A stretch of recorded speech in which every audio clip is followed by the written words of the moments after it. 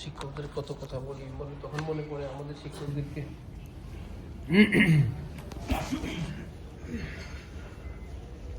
তালেবে আলেমের যে ফজিলত, এই ফজিলতের পরীক্ষায় প্রায় তালেবে আলেম উত্তীর্ণ।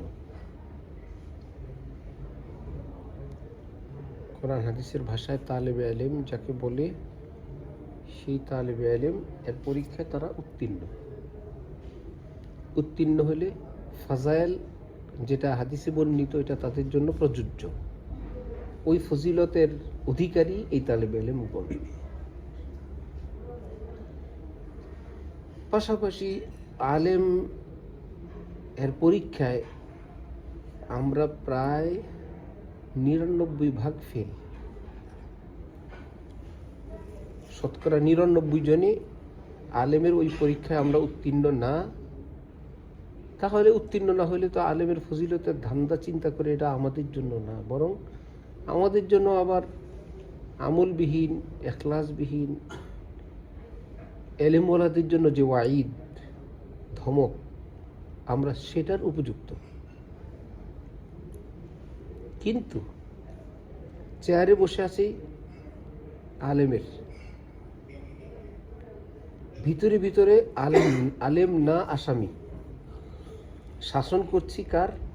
ওই তালেবে আলেমের যাদের পায়ের নিচে ফেরেশতারা নূরের পথ বিছিয়ে দেয়। এবং ছোট্টগুলো বিশেষ করে এই বয়সে এদের নামাজও ফরজ হয় নাই, শরীয়তের হুকুম আহকামও না। এই বয়সে আমরাই বা কয়জন এত দূরে গিয়েছিলাম? যদি থাকিও, আজকের দিনে তার মা বাবার এই বিচ্ছেদ, এই দূরত্বটা পৃথিবীর কোনো পাল্লা নাই ওজন করার। এত বড় পাল্লায় পৃথিবীতে বের হয়নি যে মা বাবার থেকে সন্তানের এই দূরত্বের শোকটা কত।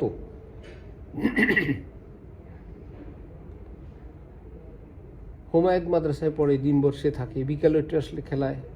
তার মা বলে, তুমি তো একটু আমার সঙ্গে থাকো না। এর মধ্যে একদিন, গত কিছুদিন আগে, হুমায়ুনকে রাইখা নানার বাড়ি গেছে। সেদিন বুঝে গেছে তার 8.5 বছরের মানুষ, আম্মু কখন আসবে? এক্ষণ যাও, আজকে রাতে আসবে, এক্ষণ নিয়ে আসো, যাও। চেহারা, সুরত, খাওয়া সব এলোমেলো হয়ে গেছে। কিন্তু মা যখন কাছে থাকে এত তো বোঝা যায়নি, কারণ জানে মা বাসায় আছে। আমি গেলে যখন এই অনুভূতিটা হয়, আমার মা বাসায় নাই। নিজের ঘরের ভিতরে থাকা অবস্থায় তার এই অনুভূতি যদি হয়, দূর দেশ, বাসা দূরে যে বাচ্চাগুলো আমাদের কাছে, গেলে দেখবেন তাদের ঘর বাড়ি কত পরিপাটি, কত সুন্দর। শুধু এলেম শিখার জন্য এখানে দিয়ে রাখছে। পাশাপাশি সে একজন তালেবে আলেম, পাশাপাশি সে মাসুম। আম্বিয়া কারাম হন মাসুম, আর এরা কি মাসুম, নবীগণ মাসুম। আর এই বাচ্চাগুলো হলো কি মাসুম, এক বিন্দু যাদের গুনাহ নেই। পাশাপাশি বাড়িতে থাকলেও সে মাসুম থাকতো, পাশাপাশি সে তালেবে আলেম। ঘরে থাকলেও তো মাসুম হইতে পারতো, তালেবে আলেম হইতে পারতো। পাশাপাশি তলবে আলেমের জন্য সে ঘর থেকে বাইরে। সে যদি এলেম নাও শিখতো, সে মাসুম। বাসায় থেকে পড়লেও সে মাসুম প্লাস তালেবে আলেম। আজকে সে নিজের মা বাবার স্নেহ থেকে দূরে মাসুম, তালেবে আলেম, মা বাবার থেকে দূরত্বে অবস্থানকারী একজন ছোট্ট অবুঝ শিশু। মাদ্রাসার কানুনের কারণে ফজরে উঠাবেন, ওই শ্রদ্ধা, ওই মনের অনুভূতি রেখে উঠাইতে হবে। তার উপর কিন্তু নামাজ ফরজ না, জাস্ট শৃঙ্খলার জন্য উঠানো লাগে। তার দাম আমার চেয়ে বেশি, তার দাম আমার চেয়ে বেশি। কি বলে তাকে ডাকবো, কি শব্দে তাকে ডাকবো, যাতে আমার ঈমান, আমার আখিরাত ক্ষতিগ্রস্ত না হয়। কাঁপতে থাকা চাই। এতটা যদি প্রয়োজন হয়, খুব মনে রাখবেন, স্বাভাবিক আওয়াজে বা এতটা ঘুম উঠে না, সে একপাশে ঘুমিয়ে থাকুক, আপনারা জামাতের নামাজ পড়ে ফেলেন, কোনো অসুবিধা নেই। শুয়ে থাকুক, ছোট্ট শিশু তো, কিছু হবে না তো। এটা মাদ্রাসার কানুন, এটা ইসলামের না, রাষ্ট্রীয় না। সে উঠুক পরে। সে যখন সকালে উঠবে, জানবে যে আমার ওস্তাদরা এত খালিক, এত আখলাকওয়ালা, আমি তো টের পাই না, এইভাবে এই হয়েছে। হ্যাঁ, ওস্তাদজি বলছেন তোমাকে ডিস্টার্ব করতে না, কেউ আওয়াজ করতে না। নেই, সারা জীবনে মানবতা, মনুষ্যত্ব, স্নেহ, মায়া, মমতার একটা বীজ তার জীবনে যে বপন হবে, ওস্তাদের প্রতি, এলেমের প্রতি শ্রদ্ধা যে আসবে, সে বাসায় বলবে, বাড়িতে বলবে, জীবনভর বলবে। আরেকটা হলো উঠেই ছাড়বো। মানুষের অসুস্থতা থাকে, ঘুমের ভারত্ব থাকে, অচেতনতা থাকে, কত কিছু থাকে। এমন হইতে পারে আপনি জানেন না, আমি জানি না, রাত্রে তার ঘুম আসছে 2-3 ঘন্টা পরে, কিংবা কোনো কারণে রাত্রে জাগছিল আর ঘুম আসেনি, আসছে ফজর রাত দিয়ে। আপনি বিকট আওয়াজ, বালিশে বেতের বাড়ি, কিংবা ঘুমন্ত বাচ্চাকে বেতের বাড়ি, প্রত্যেকটা কবিরা গুনাহ। হুজুর সাইজা, নায়েবে রসুল সাইজা এই জুলুম কার সঙ্গে করেন? আল্লাহ হাজির নাজির, আল্লাহ সব দেখেন, সব জানেন। আল্লাহর জন্য আমরা খেদমত করি, এটা আমাদের শিরোনাম। যদি সত্যিকার অর্থে না হয়, এর চাইতে তো হাল চাষ ভালো, দোকানদারি ভালো। তরি তরকারি বিক্রি করলে চা, ডিম, লেবু, এই টাকা চলে আসবে। তো এইরকম নিষ্পাপ মাসুমদেরকে জুলুম করার খাতায় তো আর নাম আসলো না।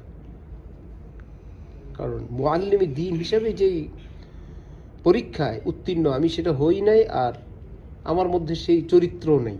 যত পড়াবো, যত দিন যাবে, তত আমার গুনার খাতা ভারী হবে। দরকার কি? তাহলে অন্য কোনো কাজ করেন।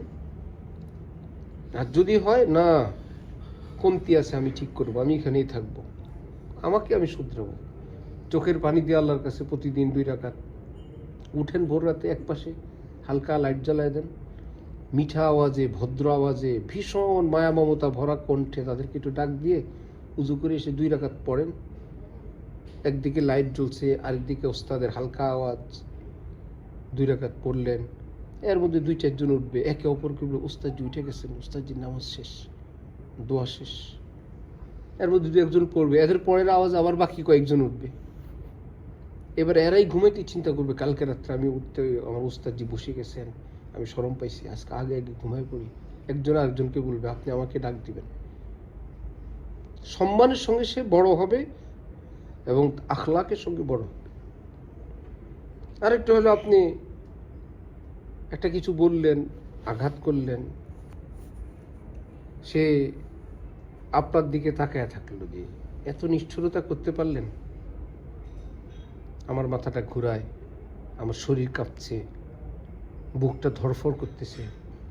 ক্ষমতা নেই, আওয়াজ করলে উস্তাদ আবার পিটাবেন, বেয়াদব বলবেন, আরও না কত নির্যাতন করবেন। এই জন্য কিছুই না বলে সে শুধু তাকায় থাকলো, অথবা টপ টপ করে তার চোখ থেকে পানি পড়লো। এগুলো কি পানি? এগুলো তো আগুনের চেয়ে ভয়ঙ্কর, আরও বেশি ক্ষতিকর। আগুনের চেয়ে পানির পাওয়ার আরও বেশি। এই জন্য নিষ্ঠুর, নির্দয় না হওয়া রহমাতুল্লিল আলামিন নবীজির বৈশিষ্ট্য। হযরত থানবী বলছেন, আর রহমানু আল্লামাল কোরআন, রহমান কোরআন শিখিয়েছেন। রহমান কেন বললেন? কিয়ামত পর্যন্ত যারা কোরআন শিখাবেন, দ্বীন শিখাবেন, তারা যেন রহমতওয়ালা হন, ভিতরে যেন শানে রহমান, শানে রহমত থাকে। জব্বার বলেন নেই, আল্লামাল কোরআন, কহার আল্লামাল কোরআন বলেন নেই, রহমান বলছেন। মালিক ইয়াউমিদ্দিন বলবেন, কিয়ামত দিবসের আমি মালিক। বান্দাদেরকে সান্ত্বনার জন্য 2 বার বলছেন, আমি আর রহমান, আমি আর রহিম। তারপরে বলছেন মালিক ইয়াউমিদ্দিন। সুবহানাল্লাহ। যিনি রহমান, যিনি রহিম, তিনি মালিক ইয়াউমিদ্দিন। আমি আছি, ভয় পাইও না। সান্ত্বনার জন্য বললেন, আমি রহমান, আমি রহিম, আমি মালিক ইয়াউমিদ্দিন। শাহ আব্দুল কাদের দেহলভী রহমতুল্লাহি আলাইহি এই তাফসীর করছেন। তখন দেখেন নিজের জীবনের রং কেমন হয়, দিন রাত কেমন হয়। সকাল থেকে সন্ধ্যা পর্যন্ত আল্লাহর জন্য খাটলেন, নামাজ পড়লে অন্তরে নূর লাগে না? দোয়া করলে নূর লাগে না? 10 টাকা দান করলে ভালো লাগে না? সারাদিন পড়ানোর পর রাতের বেলা ভালো লাগবে না কেন? যদি বন্দিগি হয়, যদি আল্লাহর জন্য হয়। সারাটা দিন সেই ভোর রাত থেকে নিয়ে রাত্রি 10টা 11টা পর্যন্ত আল্লাহর জন্য এত লম্বা কষ্ট করলাম, তাহলে সকাল থেকে রাতের বেলায় অন্তরের নূরের মাত্রা বৃদ্ধি পাবে না? বেশি হবে না? সেটা কোথায়? নিজের ভুল বিচ্যুতির, গলত আকিদা, গলত আচরণের কারণে উল্টাটা হয়ে থাকে, খিটখিটে মেজাজ।